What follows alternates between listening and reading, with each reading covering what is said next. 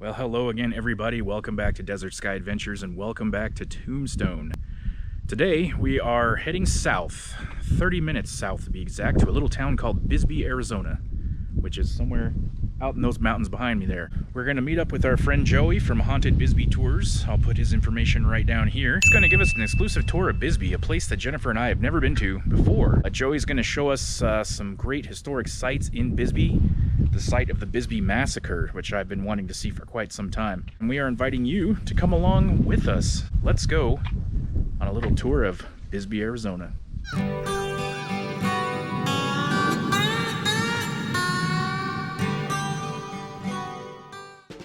About 20 miles south of Tombstone is the town of Bisbee, Arizona. Incorporated in 1880, today Bisbee has a very early 20th century kind of vibe to it, and it is honestly one of the strangest Old West towns I've been to. The design is very odd. That could be because there was no design at all. More on that later. But this is Joey from Haunted Bisbee, and he's going to be our guide through the twists, turns, and chaos that is the streets of Bisbee, Arizona.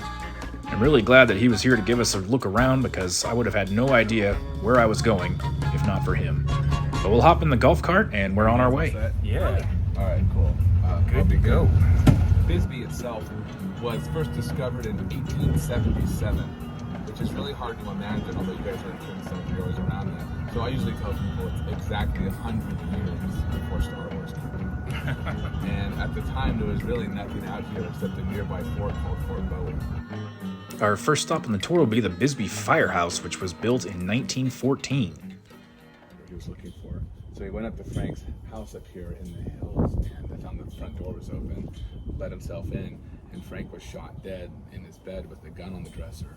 Town ruled it suicide. Since then, the fire chief said that he would hear voices in here. He would, see the cabinets open. Sometimes he would recognize the voices as his friend, Frank. And they kind of came up with this whole thing in this fire station where they say, "Frank, knock it off," and usually the activity stops. Told me the same story, so I've interviewed the dad and the son, and this is still something.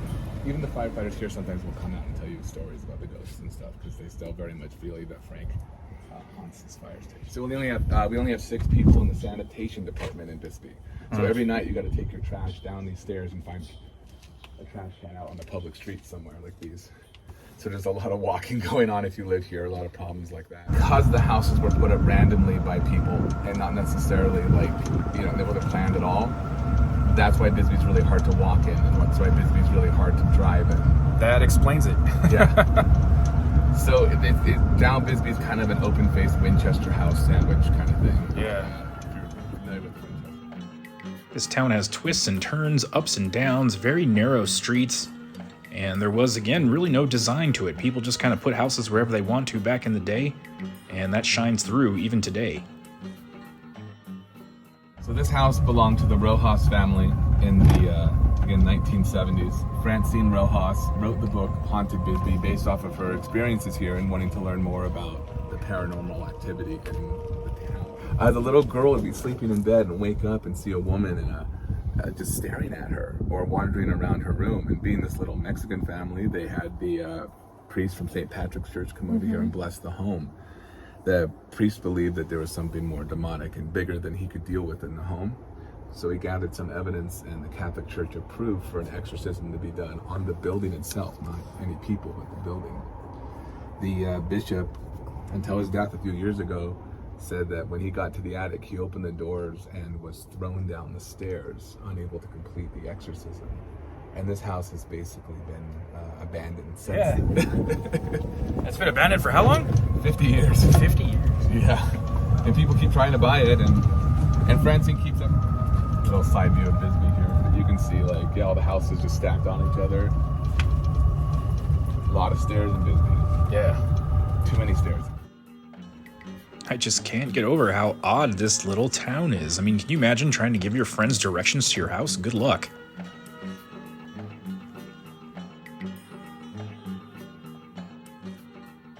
There's a lot of it's strange because all the houses are so vastly different. I always like to point out the difference between this house on the right here, which is this enormous house with backyard, front yard, and everything, and then right across from you have this neon house. Yeah. And so The neighborhoods in Bisbee are uniquely odd, to say the least. Everything is built onto the side of this hill, and some of these houses, there's a lot of steps to get up to them. But anyway, our next stop is going to be an old abandoned school.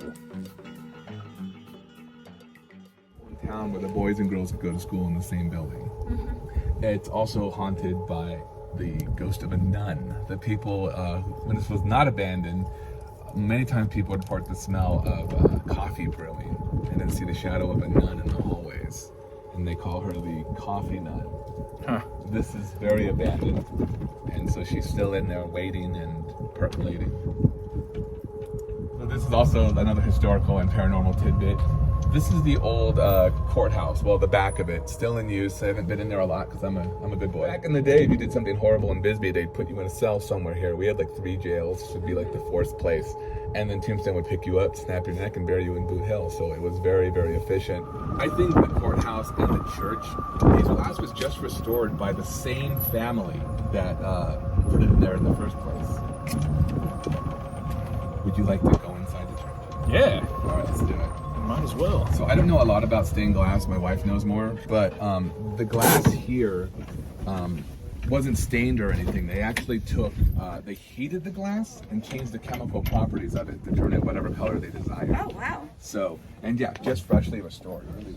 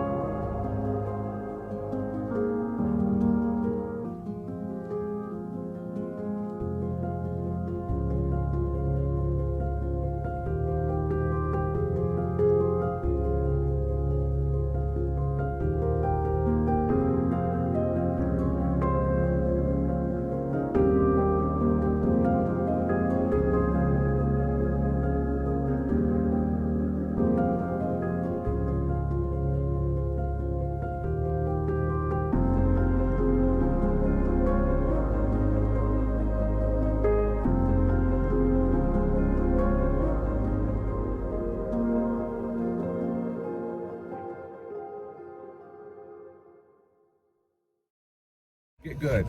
This is the copper miner statue. This is actually modeled after an actual guy. People call it the Iron Man statue, but that's only because in the 1980s they had a restaurant here called Iron Man, but it's actually the copper miner. Now, Bisbee burned down 4 times between 1880, when it was founded or incorporated, and 1908. And the biggest fire that everyone talks about is the 1908 fire, which burned all the way to where that copper statue is. The last thing still standing, like in this whole kind of area, well, not still standing, but it went all the way up to the Closet House, which is that giant mint house up there. Yeah. So if you could imagine, it's the 1908, there were miners running around this whole area just blowing up these houses and buildings to create fire breaks.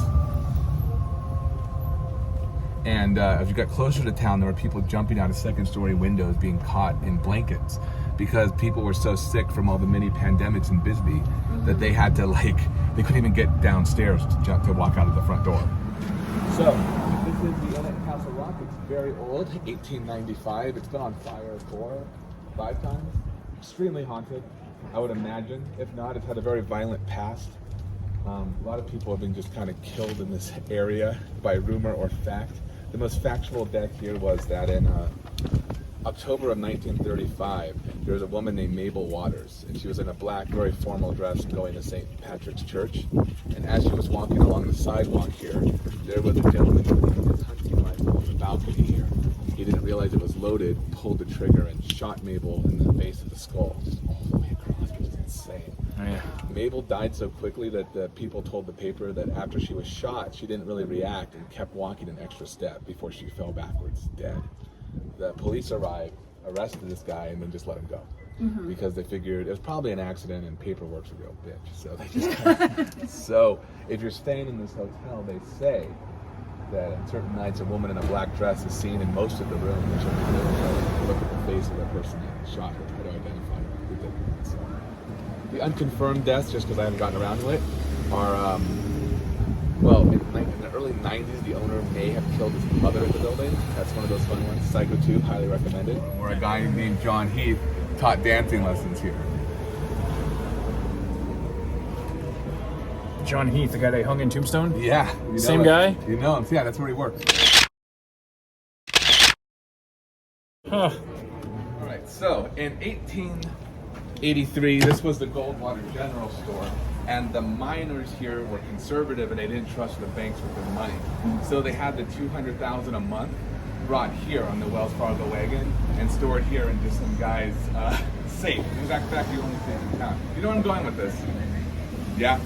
No? She knows. All right, so on December 8th at 7 o'clock at night during a snowstorm in 1883, 5 of the Cochise cowboys tied up their horses on the corner here, marched through the snow, kicked the door down, drew their weapons, and told the guy in here to open the safe. The owner started laughing, and then someone awkwardly stood next to him. The owner started laughing and was like, called them fools. And they said, what do you mean? And he opened the safe and there's only like $3,000 in there and a watch. And they were like, money's not here yet. Because Bisbee was 9 men for every 1 woman, this was all bars. So 2 guys noticed that there was a robbery going on and kept kind of asking questions or saying things to the people over here. To which the guy standing here said, hey, come here! And freaked them out. One guy said, no, according to the paper, and ran into the bar and hid. And his friend panicked and started running. I'm sure we all have that friend. So he starts running down the street. The guy here starts firing at him and rips the top of the guy's skull off right in front of that pink door, the art gallery over here. So that's the first guy shot down. I might miss a few bodies, my apologies. Hearing the gunshots, a guy named Howard working next door runs out to see what the matter is, and the guy standing here sees him, clocks him, bam, drops him right on the sidewalk. After this, a guy named James was by the bank where it says antiques. He saw the murder and fired 6 shots. A single bullet struck and actually went through the guy right here. James is said to have gotten on his horse and in under 2 hours in a snowstorm at night made it to Tombstone for help, which I think is impossible, but cool story. The last person I bring up is the police officer from New Mexico who was just visiting here, and he decided to stop this himself. So he came to the middle of the road like in a movie and said, hey, I'm law enforcement, you're all under arrest. And the guy standing here said, and I quote, you're just the man I'm looking for. And shot him in the shoulder. He fell to the ground screaming, I'm hit, I'm hit. And his response was, yeah, have another, and shot him again and killed him in the middle of the road. Now, at this point, tons of people are coming by Bisbee with guns and ammunition. They're like, let's stop this. And these guys didn't want to kill the whole town. They just wanted that $200,000. So they said, to hell with it. They got on their horses and they fled. And as they left Bisbee, the Wells Fargo wagon came up rolling down the street here to all the corpses in the street, and they missed all the money in entirety. Now the next week, Bisbee decided to form a mob to find the people who had robbed this place and to bring them to justice. For time's sake, everyone's caught, tried in Tombstone, found guilty, hung, and buried in Boot Hill Cemetery. But John Heath got life because he didn't mean to kill all those people. It's funny that you guys know the story. So, one morning there's a knock on the door, and the jailer on the courthouse where he's stored in a little cell there, and the jailer thinks it's breakfast. So he opens the door, and instead of breakfast, it's Bisbee, and they're pissed off, and they actually captured Tombstone's courthouse, and all they wanted was John Heath. So they said, okay, fine, and threw him to the mob, where they took him outside by a telegraph line, and I believe they asked him how he would like to have been executed at this point. And from the quote that I have, which I'm not sure on, is he took a blue handkerchief out of his pocket, tied it around his own eyes, and just calmly said, whatever you do to me, don't fill me full of lead. And then they put the rope around his neck, brought him to the telegraph line, and just man-powered lifted him up and strangled him for about 6 minutes until he was dead. And then they buried him in Boot Hill with the rest of them. And that's the Bisbee Massacre of 1883, right here, and this building was still standing.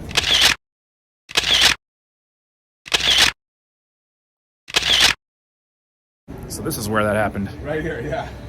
So this was a cigar shop called The Office, and the original window is still there that says office, and it still says office on the ground here. So that's why men would say, honey, I'm going to be late at the office, and they just stay here and smoke cigars all day. Now, this This is a picture of it when it was the office. A lot of the photos of Bisbee, probably like Tombstone, were people who were taking postcard photos. And if they wanted to color them, they would just trace them. So this is the back of it. If you were standing in the back of this building looking out 100 years ago, it'd probably look like this. And I'll show you it. So, same 4 windows and everything. Wow. Yeah. And this has the same floor as the Copper Queen, which is 120 years old. So someone must have been like, I'm doing floors. And they're like, we got you. This is the library. Some people pronounce it library, but they're wrong. This is, it was established in 1882, but that is not true at all, actually. There is a newspaper around that time that says there was a guy named A Mexican, and he was gambling in one of the bars, lost, came back with a rifle and shot the place up and killed 3 people. They caught Mr. Mexican and hung him on the corner right here where that fire hydrant is. Yeah. So this is where the train depot was. So every time you got off the train, you just see this corpse swinging, and that was the whole point. But that was the day that the superintendents from the mining company were visiting Bisbee from New York. They'd never seen Bisbee before. So they get off and they go, oh no. So they decide that they're gonna need religion so people stop killing each other, as you do. Now this sounds like a 1960s musical plot, but it's actually Bisbee history. They got a guy named Reverend Pritchard to bring his dog and 1,000 books to Bisbee. So he would teach people to stop murdering one another through education.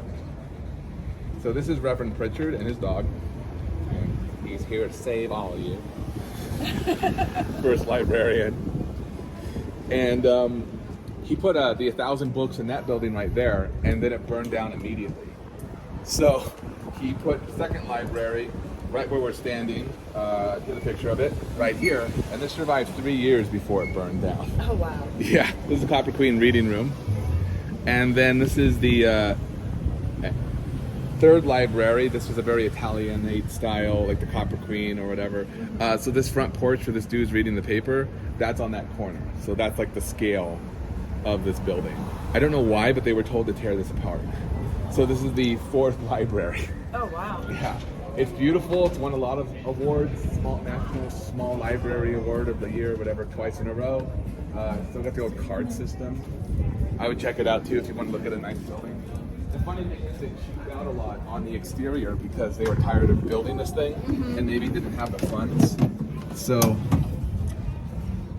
if you notice the bricks by the window when I drive past them, they're kind of identical because instead of using individual bricks, they're all concrete Lego pieces. Yeah. And the molds are clones of each other, like the bricks. They figured you're just gonna tear it down again. Yeah, and then who would notice? Yeah.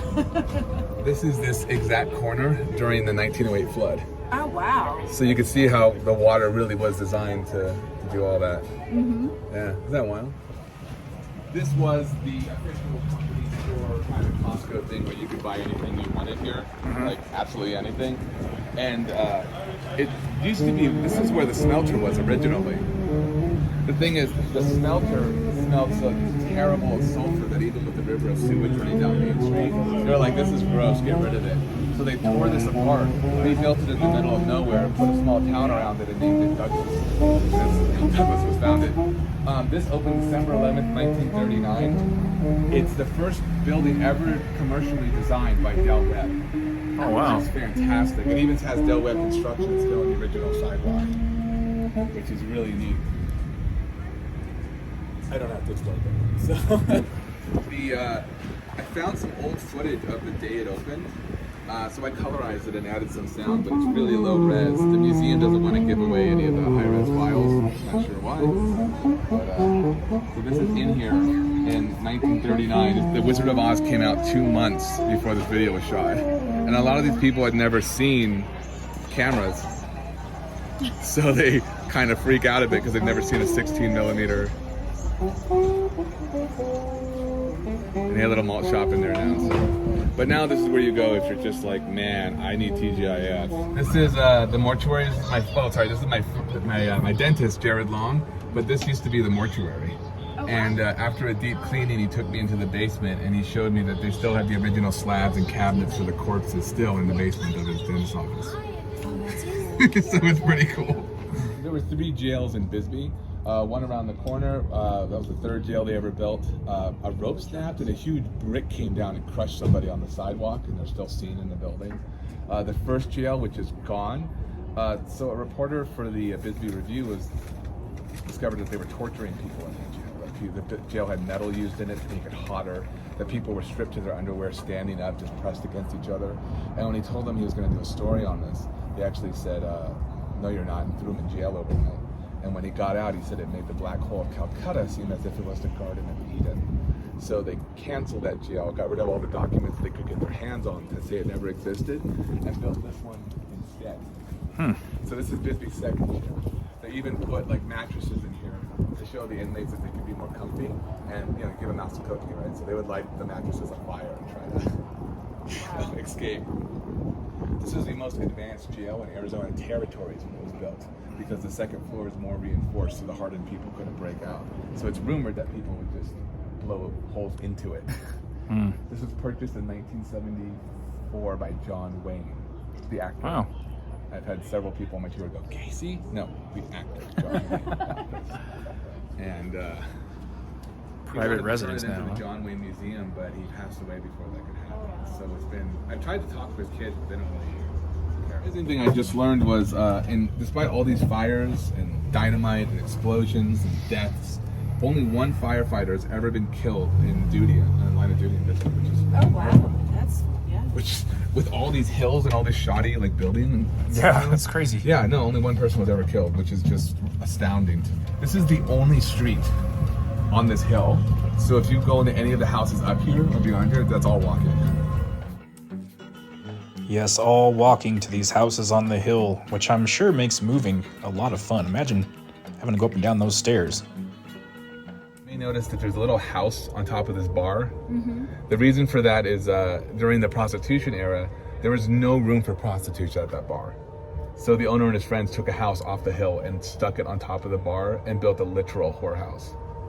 And it's still standing there. Oh wow. And people who work there say it's going to fall down any second. I like this house. It's really spooky. This goes down to like a old 1800s brick building, and Dick Van Dyke apparently walking down there, so pretty cool.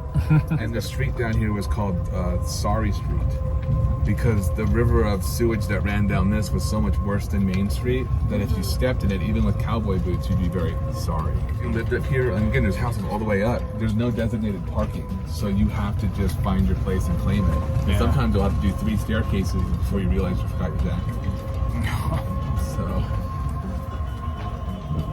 So all these guys here, they had to fight for their parking, and then if the tourists ever came up here, God help them, because this is a 2-way street. Yeah, a lot of mayhem. There's a lot of like, what is happening in Bisbee? Actually, I haven't really been here during the day. This is beautiful. This is kind of scary. You can see all the houses. This is why you don't take your SUV and try to explore Bisbee. And speaking of parking, that was an issue. We filmed this the Saturday after Thanksgiving, so I don't know if it's always this busy down here.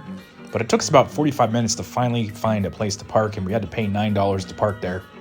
So unlike Tombstone, you probably will have to pay to park here. Just keep that in mind.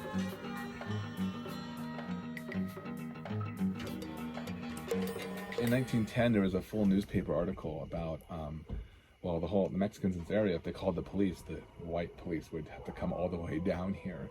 And they were saying at 8 o'clock at night, they were seeing this woman in a white dress in the area, and she was kind of spooky and weeping to herself. And if they got close to her, she'd screech or run away. And all night, you just hear her. You know, the dogs bark carries. Imagine a human woman just wailing throughout the hills. Really freak people out. And they said at midnight she would disappear and it would rain pebbles from the sky. And that's the weirdest part, because the police actually confirmed it was raining pebbles every night. But they just said it was the Indians, and then said, we're not showing up anymore if you call us about this. Wow. So this whole area lost its police department at night, where for every day for 3 months, they would hear this woman wailing and howling throughout the hills. Really scared the hell out of people. Climb up that hill to ask God for miracles for their family members and stuff.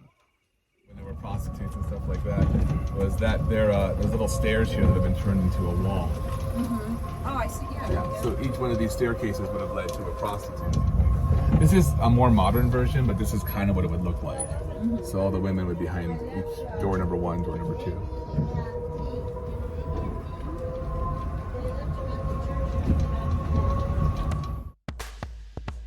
So, we continue on through the unusual streets of Bisbee.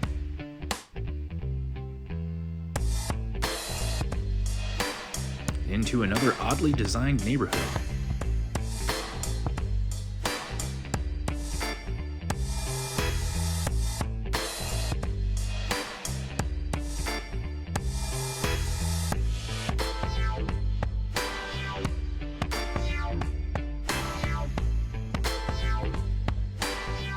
We make our way up this little hill and we'll be stopping right around the corner at the site that used to be Bisbee's first cemetery. 10 years of Bisbee's existence, the city told people to bury their loved ones wherever there was space because they didn't have a cemetery. So there's corpses littered throughout the entire town. The only place where there aren't any bodies is here because this is the first cemetery. And they moved everything. But that's a photo of it. So I know it's kind of hard to see. So this tree, I think, is this tree, or is where this tree is. So we're kind of in the middle here.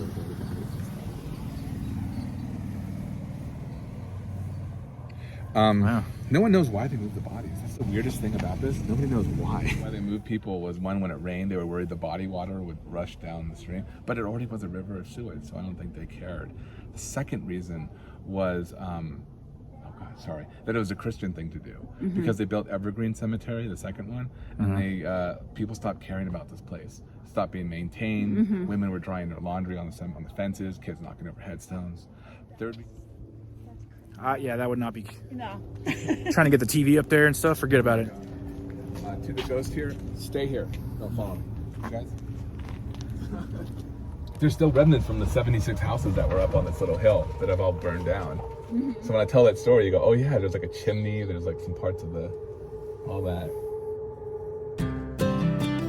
I am really glad that Joey invited us out on this tour because I've never been to Bisbee before, and trying to navigate this place, especially as a first-timer, was an absolute nightmare. But Joey knows his way around, and he knows a lot of the history of the town and some of the great ghost stories. I highly recommend, if you come to Bisbee, that you take a tour with Haunted Bisbee.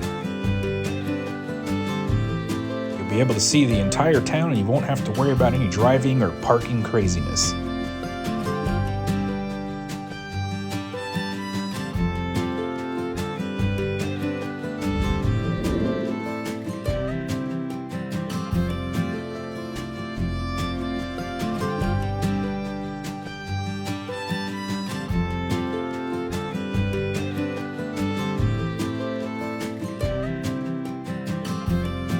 Now we are making our way up to Castle Rock. And I didn't know what Castle Rock was, but it turns out, if you're on top of it, you can see down into the entire town of Bisbee.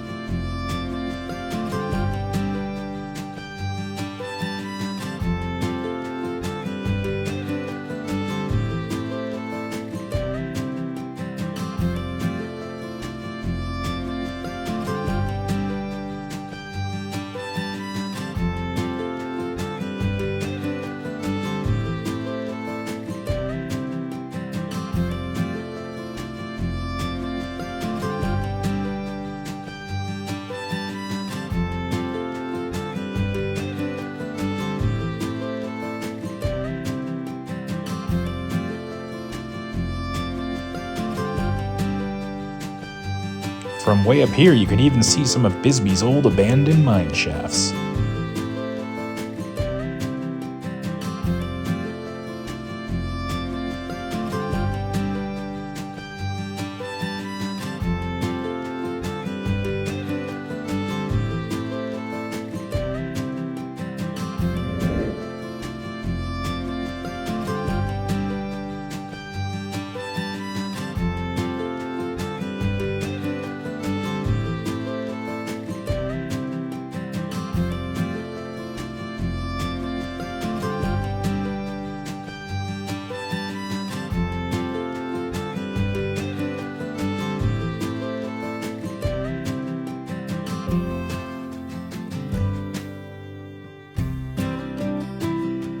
This has got to be one of the strangest towns I've ever been to. All the buildings are different, and they're all built into the side of a mountain, and it looks like they could fall off and fall down at any time. Twists, turns, ups, downs.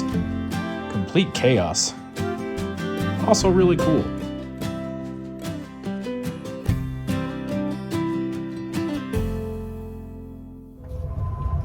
So nobody knows what this building is, not even this guy in the red hat. The plaque is more poetry. In the 90s, my friend actually built this patio, and it's rumored to be from the 1800s. And this isn't true, it's just a guess. But I think this is the original jail, the first jail in Bisbee, the black hole where they tortured everybody and had to build the second jail to cover it up. So I think that's it. It's now a recording studio, and that's why there's pigs on top for Pink Floyd, Sherrod, You Are, and oh, there's too many of you to take with us. Enjoy walking. Our final stop of the tour today will be here at Bisbee's historic Copper Queen Hotel.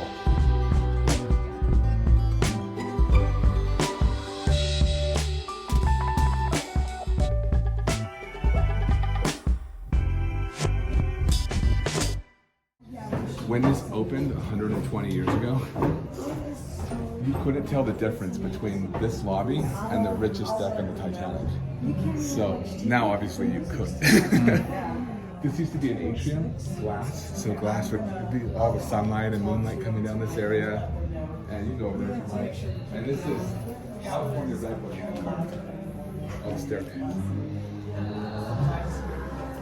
A shot of Emma Ladell. Don't we wish we had a mugshot that nice? Yeah.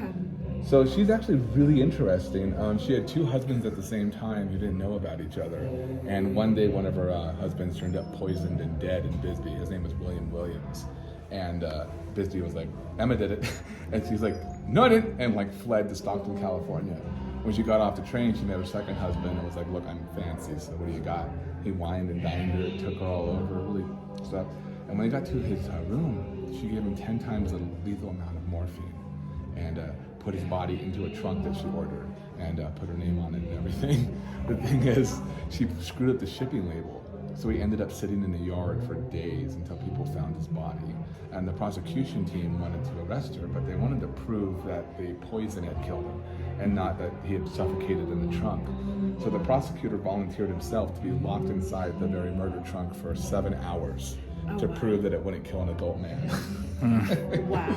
Kind of gross. This is still in the Stockton Museum. That's why there's a tag on it to say like Emma's trunk. She was sentenced to be hung, the first woman in California history to be sentenced to be hung, and she made parole, which is odd. And she opened a matchmaking service where she was the only match. And they stopped a guy who had $3,000 in his pocket, like, sir, you don't want to get matched. Arrested her again, second mugshot. Wow. And Emma ended up dying of ovarian cancer before they could hang her for the murders. And they buried her in the worst part of California, a terrible place called Tombstone. So that was our exclusive first look at Bisbee, Arizona. I want to give a big thank you to Joey at Haunted Bisbee for giving us that great tour. I highly recommend you check out his tour if you go down there. I hope you enjoyed this little tour. If you did, do us a favor, hit that like button. It helps our content be seen by more people, and that really helps us out. From all of us here in Tombstone, thanks for watching, and until next time, we'll see you down the road.